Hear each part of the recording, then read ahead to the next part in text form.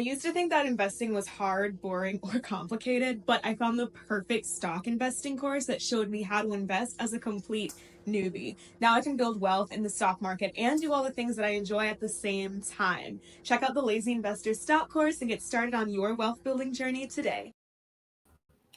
What's going on, y'all? This is David W. Williams. Glad y'all made it on this Saturday, first day of the month of February. This month is flying by.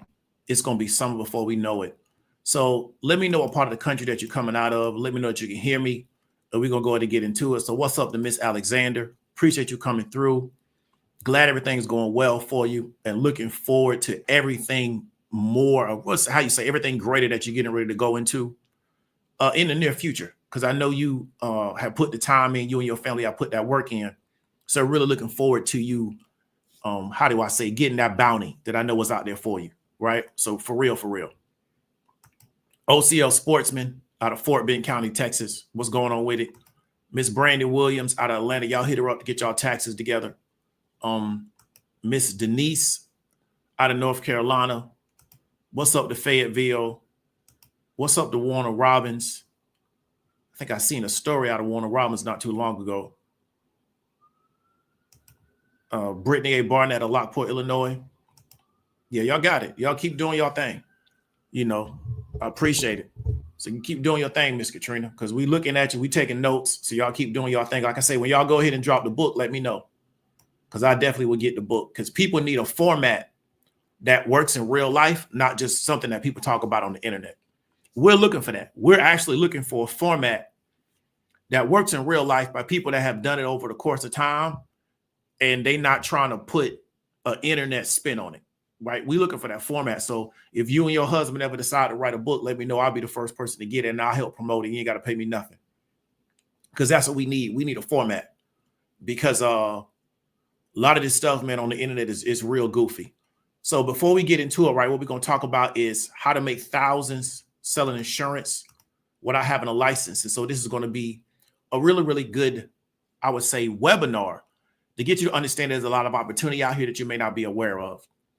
But really quickly, so we know that the tariffs from Trump's administration, they are official as of, I want to say, later this afternoon. But before we get into that, if you get a chance, and I heard this, I was moving around the city, you need to check out Erica Williams' video that she did today. It was really, really good, right? She does good videos all the time, but this video she did this afternoon was really, really good. I was listening to it.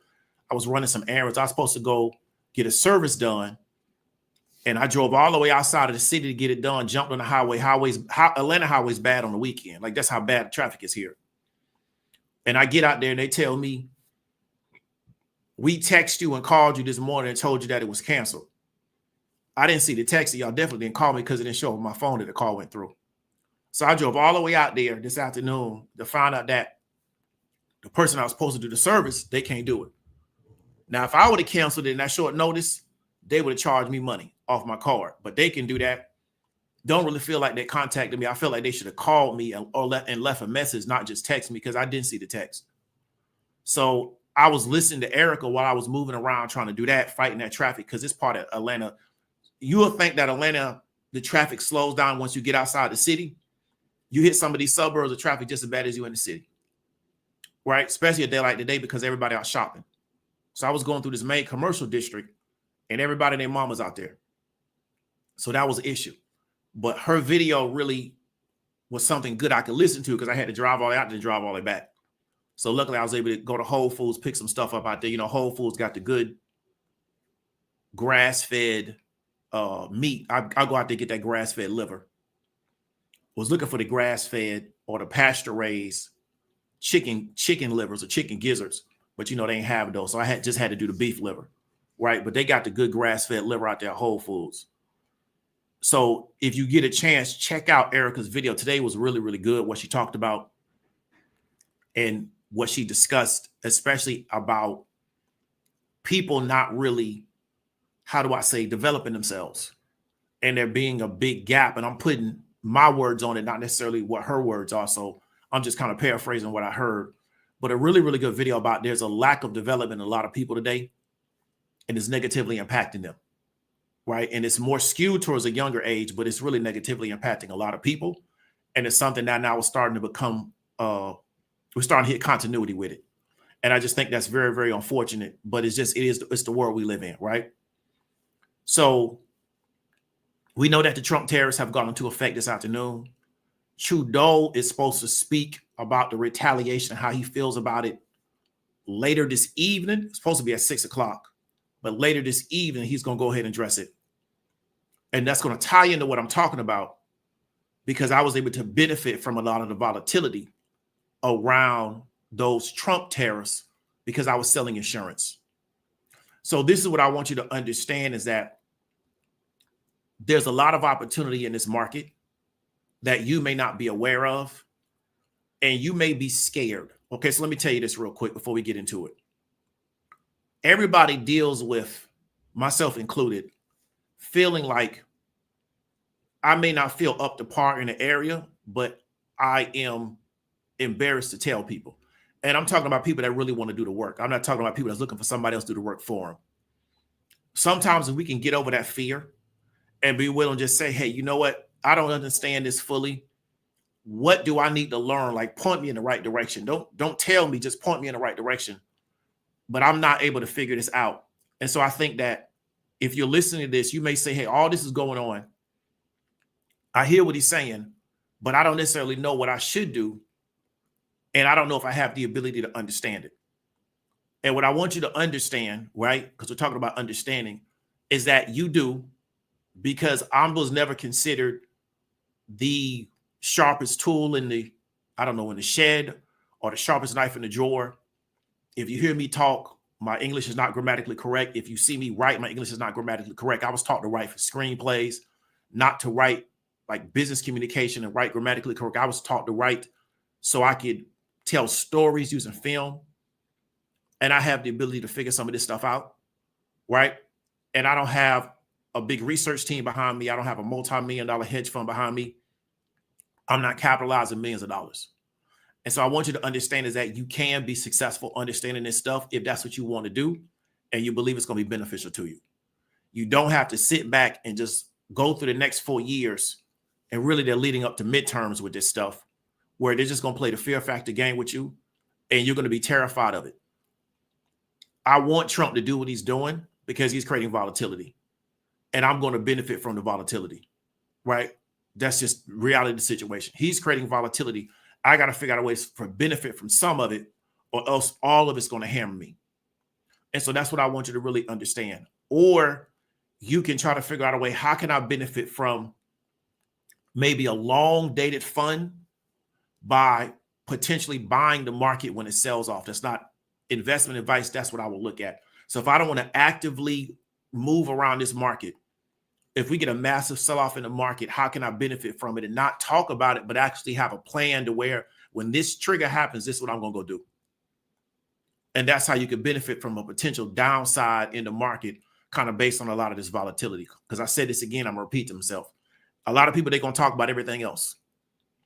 When the bond traders come into this market, they're going to let everybody know how this market's going to go. They're going to determine how this thing's going to play out. All the rest of the stuff is window dressing. So when the bond traders either go into the market or we have a major bond auction, kind of based on how that auction goes, is really going to determine how this market's going to look. Because everybody else is going to have to react to what they're doing.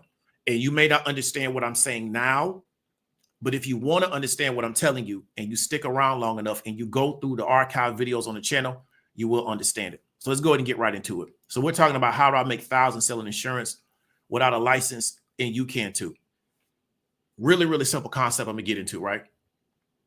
I've made money selling a lot of insurance policies, and I don't have an insurance license, right? And I don't have a desire to get an insurance license. I don't have a desire to get state approved to sell insurance, because really what you're doing is you're getting a license to sell an insurance product. And I'm studying for I would say a basic level of a financial securities test. I'm studying for that right now. And when I'm looking at the questions on the test, they don't have anything to do with how you make money. They're just essentially like, do you understand how certain things go? Like there's a big part of, you know, if you're a common stock shareholder, what do you get to vote on inside the company? Okay, that's cool, but that doesn't make you any money, right? So, but these are the kind of things that you got to go through and you got to jump through these type of hoops for them to say that you're approved to sell a particular product, right? But I'm looking at the material that I'm studying, and none of it has to do with how do you make money off investing or how do you get a return on capital. It doesn't have anything to do with any of that. It's just, you know, a basic test around a particular area that you got to study to say, okay, now I can go sell somebody else's product. But none of this stuff is going to help you make any money in the market. It just really not, you know, and no disrespect to the people that have these particular certifications. It won't, right? So I want you to understand is that I don't have a desire to actually go get a state insurance license, right? But I do make money selling insurance. Here's what I mean, right? To get licensed to sell insurance, that's going to be on a state-to-state level. Normally, you got to choose what type of insurance you want to sell. You got to meet that minimum age requirement, which is normally going to be 18. You got pre-licensing education. You got a state insurance license exam you got to pay. You got to pass, I'm sorry. You got a background check, which is going to probably include your fingerprinting. You got a citizenship affidavit. So I guess you got to actually be a citizen to sell it. Then you got to apply for your license, and normally you're going to pay between $500 to $1,000 for fees, right? So your ability to sell insurance is only going to be on a state-to-state level. I have insurance people that I work with for my insurance. They work very hard. It's a lot of work they have to do, and you got to be licensed to do it. So I was speaking to one lady. She's out of another state, and I told her, hey, I wanted to get this type of policy. And she said, I'm not licensed to sell that in your state. So she had to refer me to somebody else because she's not licensed to do it. Okay, so that's what you got to do if you want to sell insurance the traditional way. Now, the next thing you got to do is you got to learn how to sell. So this is what traps most people. Often when we go into business, we don't factor in the selling part. We factor in, oh, I got a license, or I've been trained to do something. That's all well and good, but now you got to go sell.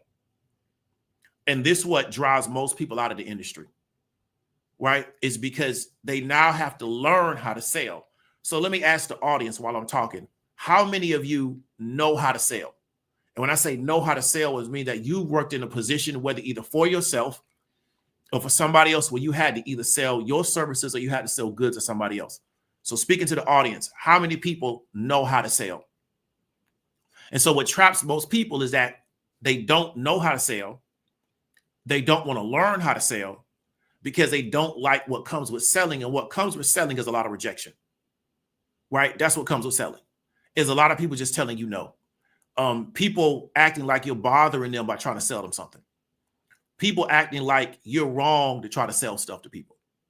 And so this is what hurts most people when they go and they try to figure out how to sell insurance, is the fact that, one, they don't know how to sell. So you passing the license has nothing to do with you learning how to sell.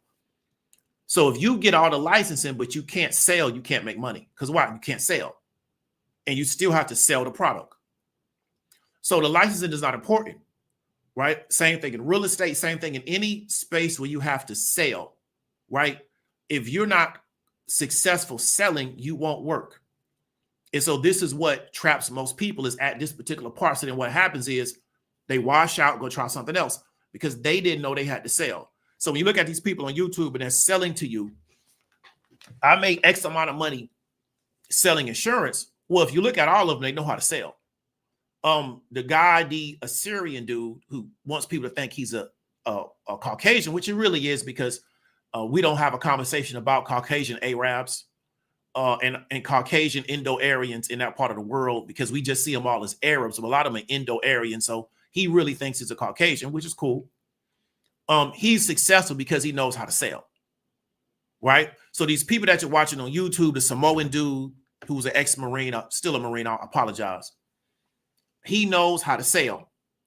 And so when you listen to a lot of insurance people, what they're always doing is selling, because why? They got to sell to make money, right? They rarely give just the value of what they're doing because they're in the sales business. They got to sell to make money. Same thing when you listen to real estate people. When most people get caught is selling, they get caught in the same way in any scenario where you got to sell it because they're not comfortable selling. I don't have an issue selling because why? I'm in the sales business. If I don't sell it, it won't make any money. So I have to get over the fact that somebody doesn't like me selling because that somebody doesn't pay my bills. Right. And once I was able to get over that, I just had no issue selling anymore, because it's somebody that doesn't like it, that somebody doesn't pay my bills. Right. But this is what traps most people. So once you get all the licensing, now you got to learn how to sell. Well, you often don't know that And you often don't know that. Am I willing to spend the next 5 years learning how to sell? Right? And you may be able to and make a lot of money, but are you willing to do that? And are you willing to deal with what comes with selling? Right? So here's what we're going to continue to build off of. What if you don't want to sell insurance person to person? So once you get all the license and you realize, okay, I don't want to sell, what do I do? Right? You can sell put options contracts, right? AKA downside insurance protection. So we flip from you now having to sell an insurance product licensed to you by the state to now you can sell put options contracts, right? We're going to call it downside insurance protection, but some people are also going to call it DIP, right? You just make that an acronym for it, right? Not an acronym, but just an abbreviation of it, right? Benefits of it. You never have to talk to a person. So it can be challenging to sell insurance and be successful and not talk to people, right? Because I'm insured, like I have life insurance, right? The insurance, I guess, brokers or providers, they reach out to me ever so many times a year. And what they try to do is they get me to buy a higher tier of insurance, spend more money with them. So they got to talk to people, right? They got to do webinars. They got to talk to people on the phone, yada, yada, yada. They got to be personable. They got to do all that. You got to talk to people. Many of you are not good talking to people. So if you're not good communicating with people, you're going to struggle in sales, right? And this is something that Erica talked about earlier today, where many people struggle communicating with people in real time. Well, if you can't do that, you're going to struggle in any sales transaction because you struggle talking to people in real time. Like you just struggle at it. It can be difficult the way in which a lot of people want to talk now, where they just want to post stuff in the chat, or, they just, want to do that type of communication. Now, when you got to go and sell to people, it can be difficult because one thing about selling is you may have to do multiple follow-ups, right? So you may have to do an initial contact and multiple following up, multiple following up, multiple following up. Are you that good at communication the way you have to do it? You don't have to get a license, right? So to sell put contracts, you don't have to get a license. Nobody has to license you to do it, right? People will say you do that. That's false because they're not in the space, so they don't know.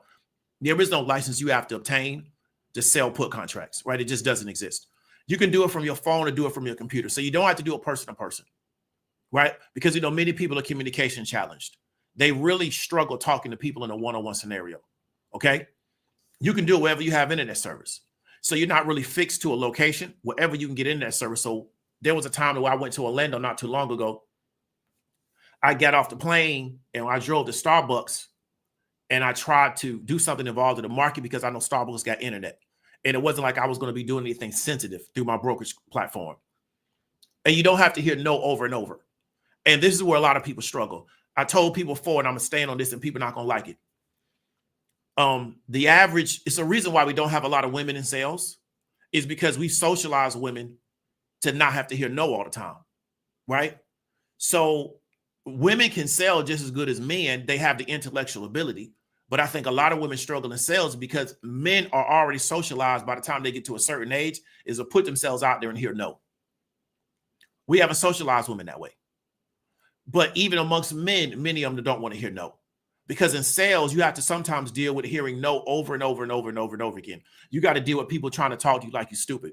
You got to deal with people telling you that what you're selling has no value. You got to deal with people being aggravated that you reached out to them. And you got to be able to allow all that to bounce off your skin and keep going to the next person. Because one thing we talk about in sales is that you got to hear the no's to get to the yeses. So if you got a guy who works and he has to make 200 calls a day, he's going to make 200 calls a day because one or two of those calls are going to be a yes, but he's still got to run through 200 calls every day. So he's going to get, 197 no's every day. And he has to have the confidence, right, to deal with that, or he's not going to make it in sales.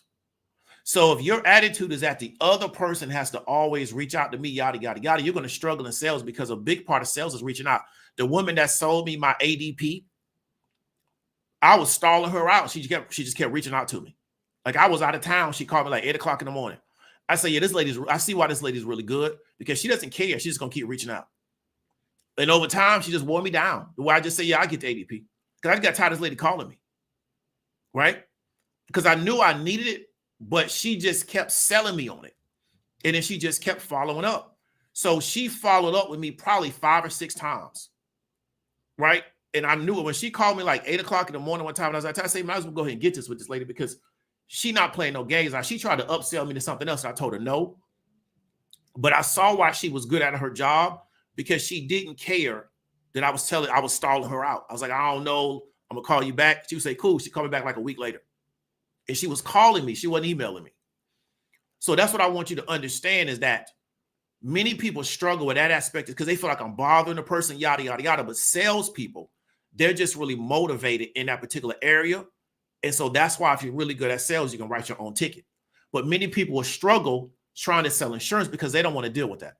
So that's one of the benefits of being able to sell puts, also called downside protection, is because you don't have to hear no over and over and over again. And we know it in a world where other people want the other person to put themselves out there. So most people literally want the other person to sell themselves on the product.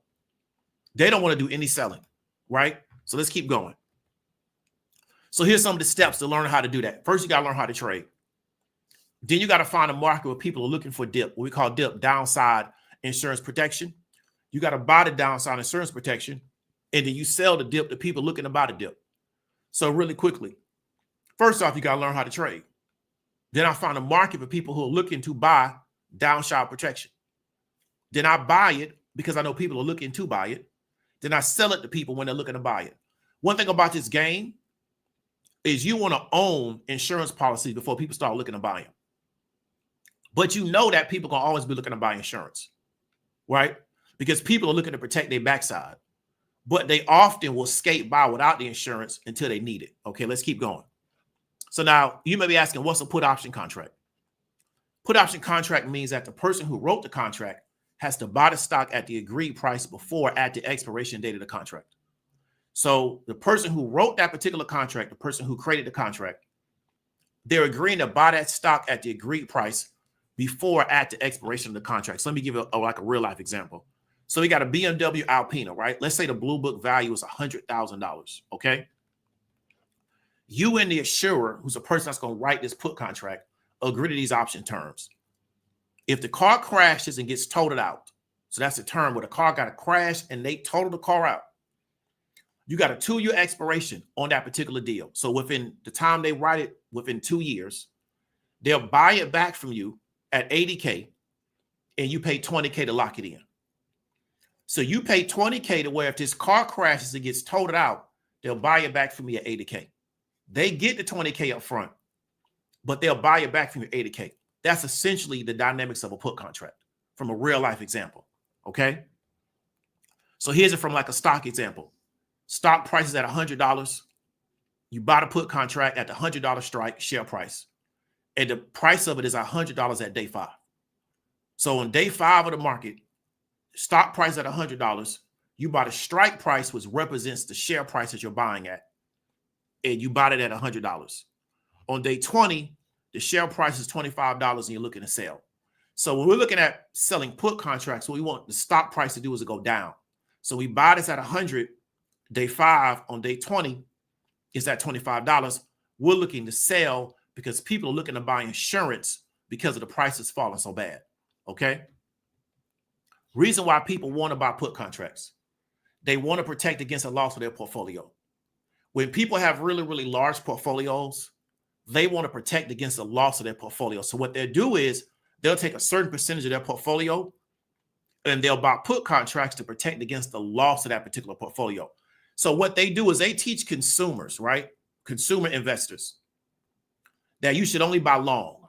And when I say long is that you should buy a long dated fund for you to retire at 65 years old, and you should just keep accumulating and accumulating and accumulating and accumulating. There's nothing wrong with that.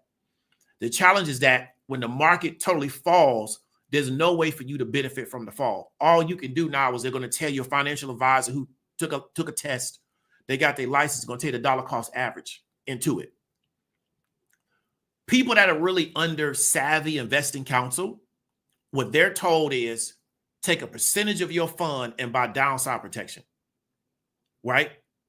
And buy downside protection on whatever. You could buy it on the overall market. You could buy it on maybe what you're really, really heavily invested in.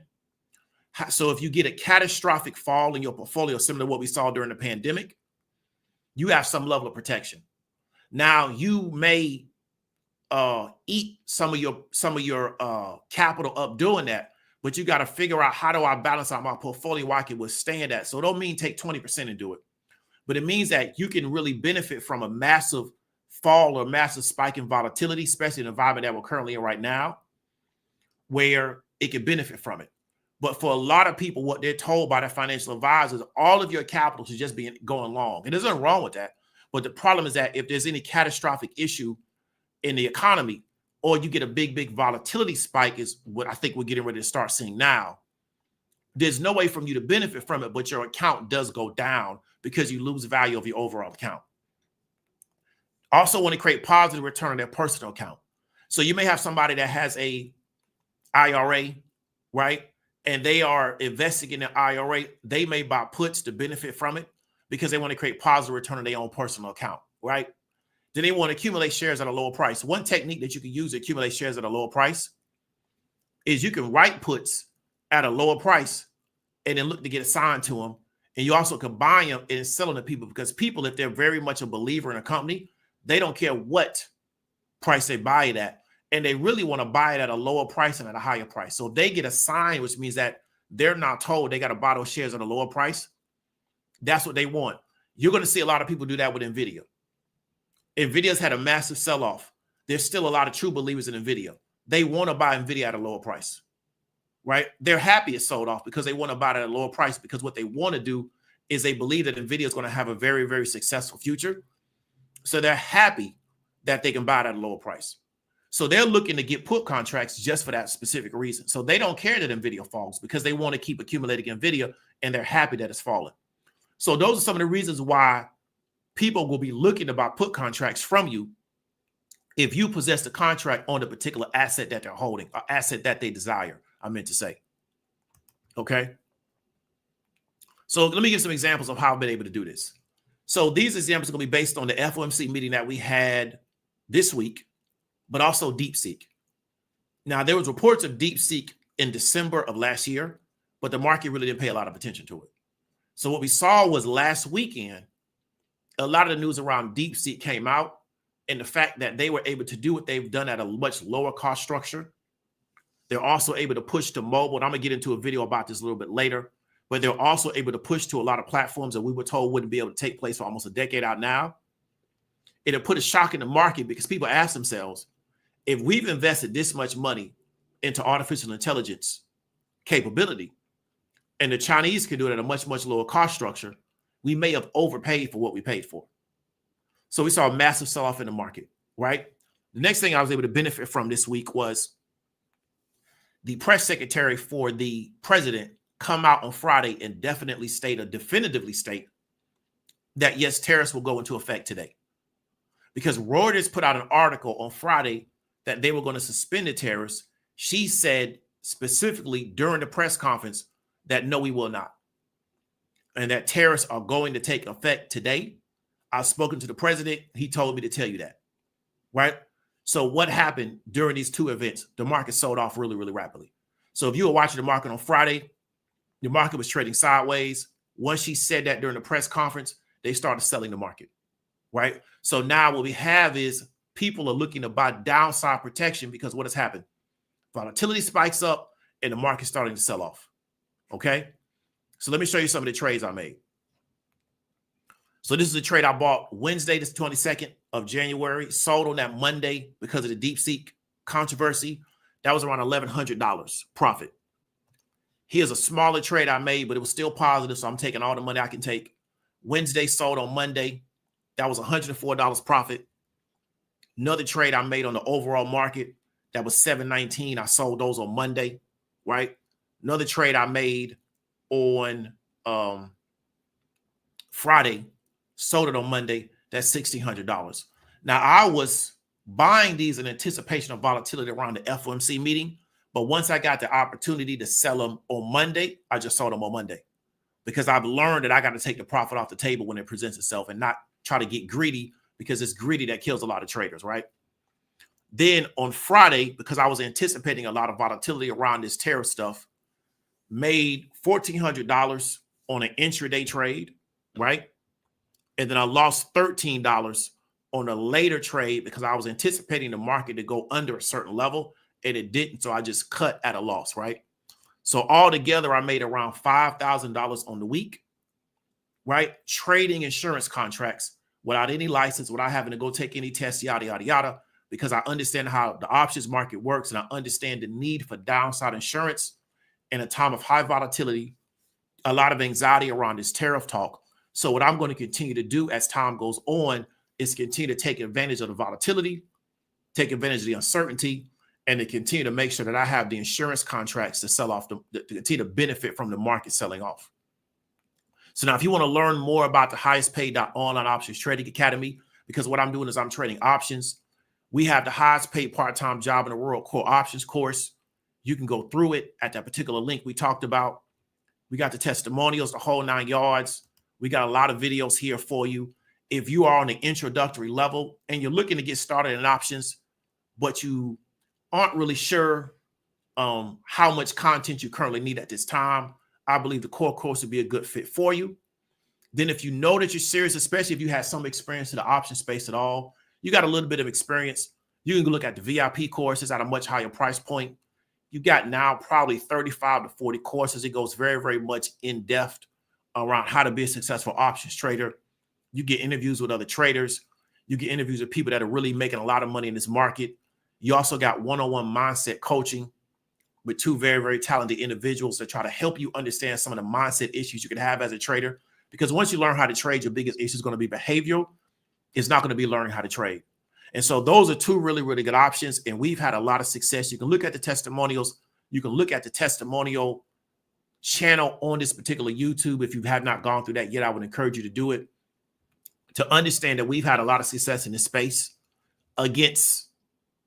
we've had a lot of success in this space being able to teach people how to do this successfully. So that's something that you can look at. But that is how I'm making thousands selling insurance without a license, and also without having to sell directly to people and having to deal with making phone calls, talking to people, yada, yada, yada, this, that, and the third.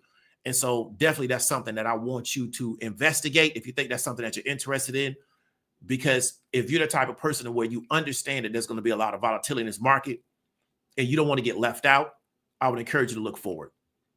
So that's pretty much going to be it. Not going to be that long because I just wanted to go ahead and give out this presentation. If you got any comments, any questions, hit me up in the chat. And we're going to get up on out of here. So Ray Gun, man, appreciate the $2 super chat, bro.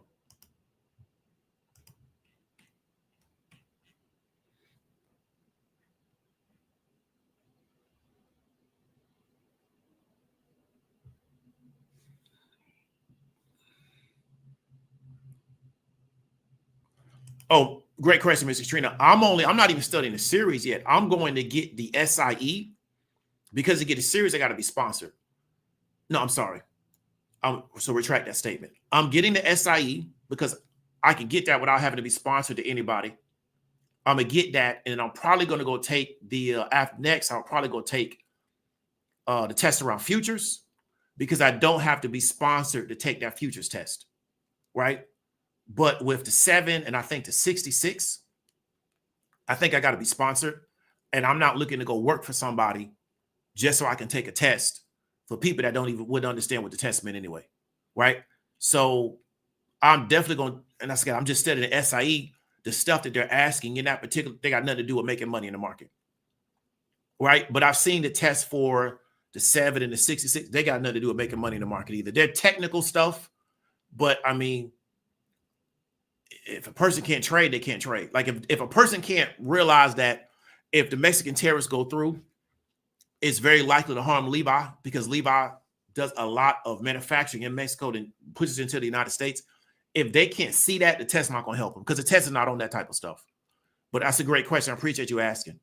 So I'm trying to get that over potentially, hopefully this quarter, but it kind of depends on, I got a lot of other stuff going on, but I'm just trying to work through it very methodically. The selling part is glossed over. Definitely. Yeah, you got to sell. A lot of these jobs are sales jobs. A lot of people struggle in real estate because they don't want to sell. Right. So they struggle because they thought, well, I just had to pass the test. Now you got to go sell this stuff. It is a lot of talking to people and not generating any sales with the hope that you can generate sales later on. Right. Because there's this one lady in Atlanta. If you go on Zillow, Miss Katrina, this lady is she's listed pretty much every property in the whole city. I don't know how she did it, but she did it. And I met her person to person on one property, and that property sold, so she probably made money on that one. But this woman is probably listed every property in the city. It's wild. But yeah, real estate is a sales job.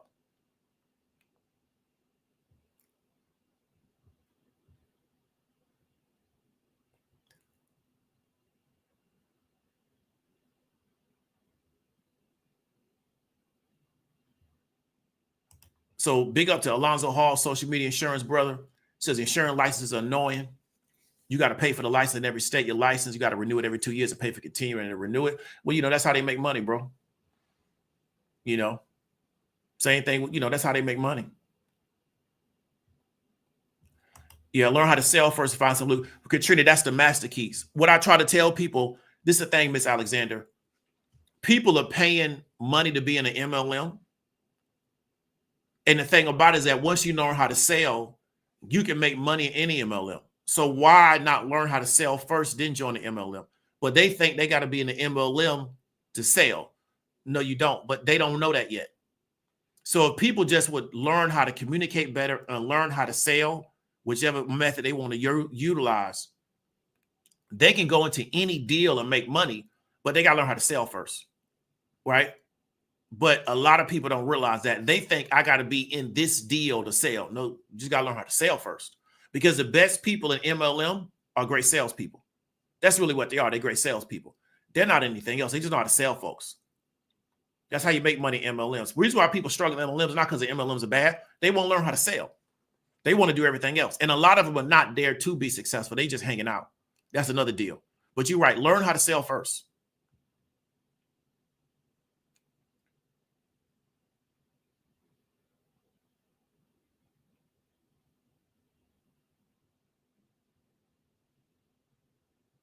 Big up to Donald Watt says, people try to diminish the value of what you're selling, still try to buy it. Yeah, you're right. You're right about that. And we as Black providers get a lot of that, where people will try to diminish what we're doing. And then when they get with the mother folks, they just pay them. They don't ask no questions. The people tell you it costs $30,000, you go find $30,000. With us, we got to sit there and jump through 1,000,000 hoops. So I believe you.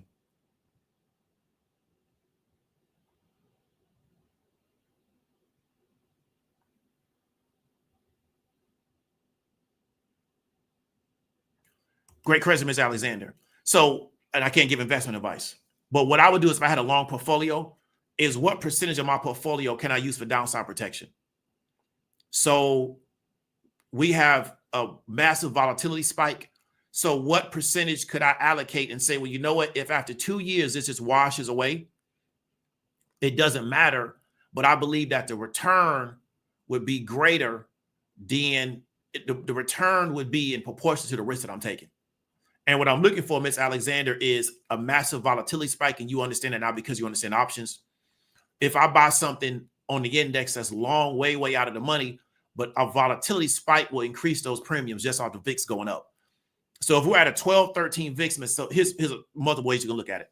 So if we're at a 12, 13 VIX, we know that if the VIX spikes up, those puts contracts going to go up in premium, even if the SPY doesn't get anywhere close to the strike price of that contract.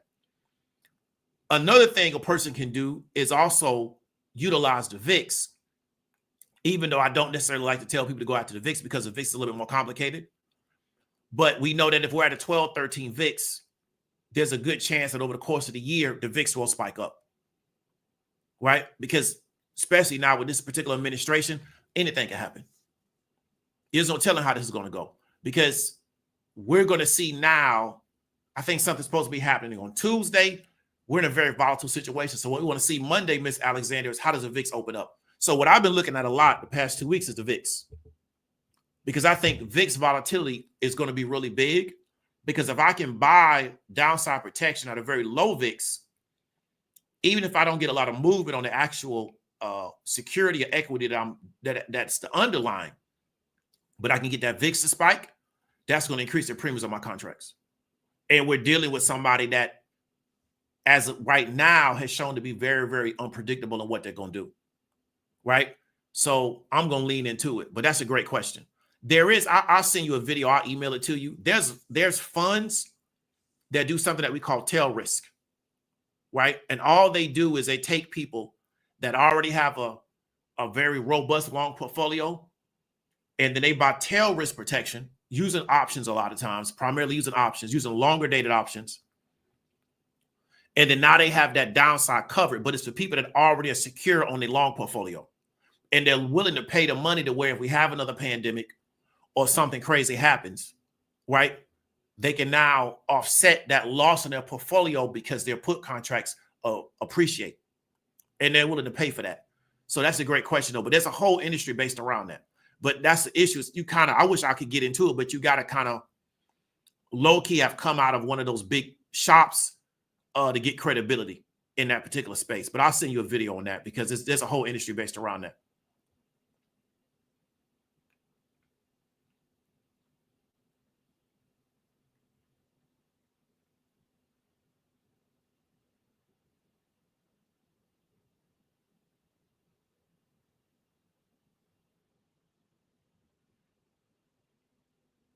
So appreciate Miss Alexander. Appreciate the $49 super chat. Yes, like I said, I'll send you a video on it because there's one guy, he's a speaker in that particular space, and then there's another Lebanese Christian guy that I follow on Twitter.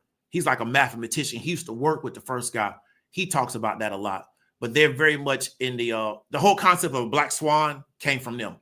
And that's what I was telling people on the live talk the other day, to where we can't see black swans, because if we could, they're not black swans. So what we're trying to protect against, Ms. Alexander, is anything unseen that could happen that we just can't see it, but we know that these type of things happen, like the pandemic. I didn't see the pandemic being as bad as it was. I knew about it, but had no idea it would be to that extent and how it would hit the market. I just couldn't believe it because I told somebody about it. So there could be something, and I've talked about this. Ms. Alexander, I think there's something, and I'm not trying to be an alarmist, but I think there's something that's going to hit the market, and we just can't see it yet, right? But I believe it's out there. I can feel it. There's something going on. I think they setting up for something else, right? And I think it's going to cause Jerome Powell have to cut the interest rates. I think he's going to be forced to. So it's going to happen. He's going to be forced to cut it. Same thing he did with the pandemic. Housing prices are going to go so crazy. It's going to be ridiculous. Houses are going to be $200,000. Sorry. Houses going to be, north of $500,000 when this happens. Because I think something's going to happen. The market's going to slam down, and Jerome Powell's going to have to cut the rates again. Big up to Donald Watts, super sticker. And I'm not one of the people where every week I got a new conspiracy theory. That's not my personality. But I can feel it. Couple insurance products, primary line of business as an additional service. I feel you. Yeah, I know people that do financial planning, and they also sell insurance too. They're licensed to sell insurance too. Because it all goes hand in hand with financial planning. So I know people that do that. It all goes hand in hand.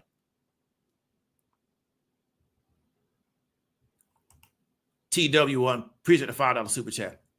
No problem. I appreciate you asking. Yeah, I'll send you an email about it because I can show you some YouTube videos. It's funds. That's all they do is they call it tail risk. So at looking at a bell curve, at the ends of the curve is really what a lot of the risk is at. So they try to protect against that. And so that's their clientele, is people that already got their long portfolio set up. Everything's already set up. And they're worried about something catastrophic happening. And so they're willing to pay even though they know it may never happen. Just like people pay for, certain types of insurance to where, like, if they can't work, they still get paid. If they get hospitalized over a certain amount of time, they still get paid. Like, people willing to pay for that type of stuff. And it costs a lot of money, but if you ever got to use it, it comes into play. So that's why you got so many different types of insurance products that are outside of just life insurance. They got all kind of crazy insurance products that you may remember, because I do, before all this NIL and all that, when they weren't supposed to pay athletes, you could go to Lloyd's of London and they would insure athletes at like $1 million, sometimes a little bit more, $1 to $3 million, where if they had a catastrophic injury in college that impacted their draft status, they could get that $3 million payout, $1 to $3 million payout. Because there's a dude out of Orlando, he played for UCF named Dante Culpepper. He had one of those policies because his his stock was so high in college, but you got to stay them 3 years out of graduating class before you go to the NFL. But his stock was so high his last year, he went to Lloyd's of London, got that insurance policy, just in case somebody blow your knee out or something, you can get that $1 to $3 million and have something as opposed to getting nothing. Now with NIL, you ain't got to worry about that no more. Go get that NIL money. Because that kid that was supposed to go to LSU that's now going to play for Michigan, they paying him $10 million to play college ball. These dudes making more money than NFL quarterbacks. I would never leave school with the kind of money they paying. I would never leave school. I'll stay in school for 12 years. As long as they got a check for them, I'm going to stay. Because half of them ain't going to the NFL. So why leave? It don't even make no sense. It's not good business. I try to go to college as early as possible and try to stay as long as possible.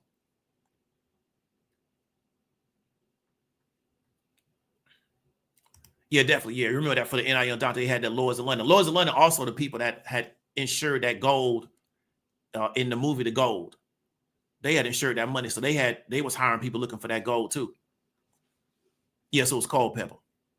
So that's the thing. So there's always been insurance against some type of catastrophic deal, and Alonzo back then, the agent would pay it, and then once a player went pro, he would just pay the agent back, right? So that's how they would do it.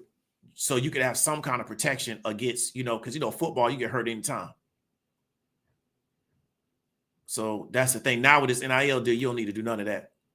They paying Archie Manning big money to sit on the bench. It's just a different game out there. All right, man. So that's going to be it. Appreciate everybody for coming through for the platform. Appreciate everybody for coming through with the super chat. There's going to be a lot of volatility in this market, right?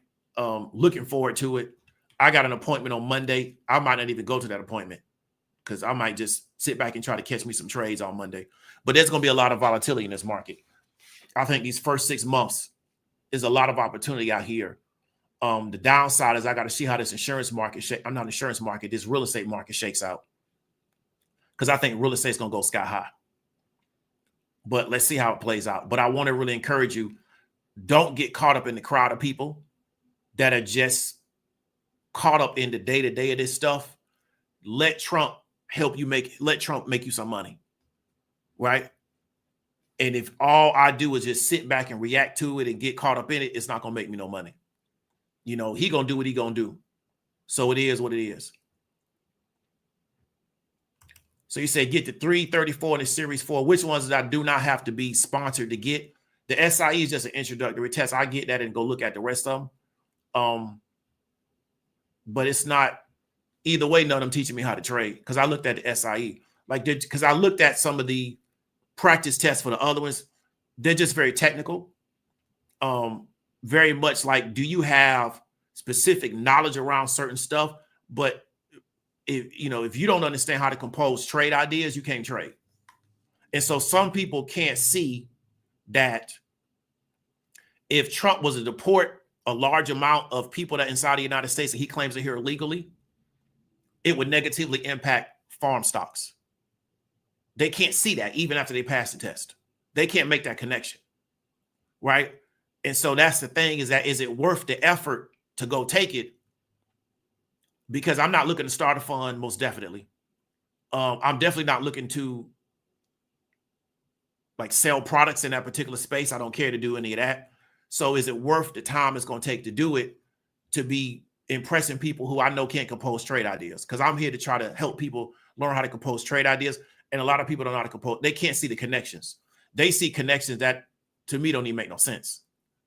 Right. But I appreciate the advice, Alonzo. So I'm going to look into it. But I'm going to go ahead and knock the SE out first and then figure out what I'm going to do after that. Because I done already started on it. I done paid for the study material. So I'm going to go ahead and knock that out first. And then I'll say what I'm going to do after that. Because it's just a time issue.